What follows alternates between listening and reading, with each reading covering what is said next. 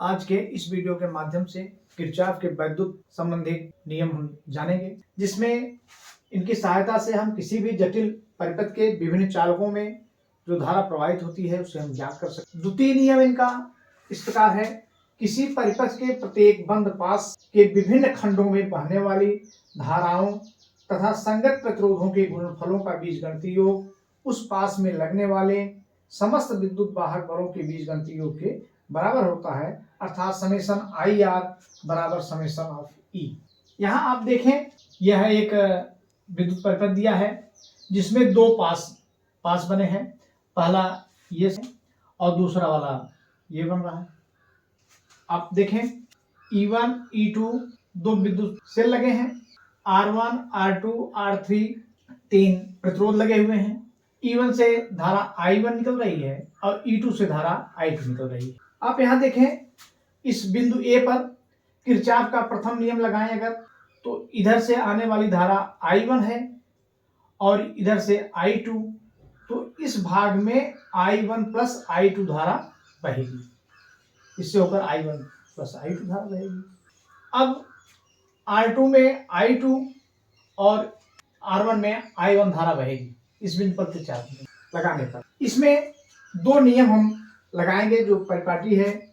पहली, जब हम धारा की दिशा में चलेंगे तो प्रतिरोध और धारा का गुणनफल धनात्मक होगा। अगर धारा के विपरीत चलेंगे तो प्रतिरोध और धारा का गुणनफल ऋणात्मक होगा। दूसरा नियम है कि अगर हम विद्युत सेल में, जो हमारा सेल बना है ये विद्युत सेल है, अगर इसके अंदर ऋण से धन की तरफ जाते हैं, छोटा वाला ऋण है बड़ा वाला धन है, ऋण से धन की तरफ जाते हैं तो धनात्मक ई उसका धनात्मक होगा और धन से ऋण की तरफ जाने पर ऋणात्मक होगा। पहले पास के लिए देखें, यह I1 धारा हम यूं इधर चल रहे हैं। आप देखें ये I1 R2 में जो धारा बह रही है, ये धारा इधर से आ रही है, हम चल इधर से रहे हैं तो धारा के विपरीत है, इसलिए I2 R2 यह ऋणात्मक होगा। I2 R2 ऋणात्मक है। और फिर यहां देखें, ये धारा I1 इसी दिशा में चल रही है, I1 R1 धनात्मक होगा और I1 प्लस R1 ये धनात्मक है। तो बीजगणितीय योग, इनका बीजगणितीय योग माने धन के साथ आप देखें I1 R1 minus I2 R2 बराबर। इसमें दोनों सेल के विषय में सोचें। यहां देखें, ये पहले पास में हम ऐसे ऐसे चल करके इस पास को पूरा कर रहे हैं, तो यहां धन इलेक्ट्रोड से ऋण इलेक्ट्रोड की तरफ चल रहे हैं जो कि ऋणात्मक है, अतः E2 ऋणात्मक हो जाएगा। फिर E1 के विषय में सोचें, ये धारा हम ऐसे चल रहे हैं क्यों, तो ऋण इलेक्ट्रोड से धन इलेक्ट्रोड की तरफ चल रहे हैं, अतः यह धनात्मक होगा, E1 धनात्मक होगा। तो E1 माइनस E2, आप इसको लिख सकते हैं I1 R1 minus I2 R2 बराबर E1 माइनस E2। दूसरे पाथ के लिए देखें, इसमें भी हम ऐसे ही पूरा करेंगे क्लोज सर्किट।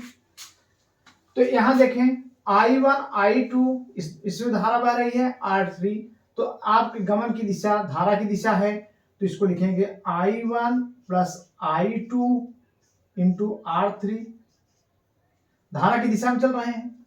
यहां देखें I2 R2, क्योंकि हम ऐसे ही गमन कर रहे हैं, धारा भी इधर चल रही है, यह भी धनात्मक हो जाएगा, प्लस I2 R2 बराबर। इसमें केवल एक यह सेल काम कर रहा है। यहां देखें किधर से किधर आप चल रहे हैं। अब ये गमन की दिशा ये है जो ऋण से धन की तरफ है, और ऋण से धन की तरफ गमन करने पर धनात्मक होगा बराबर E2।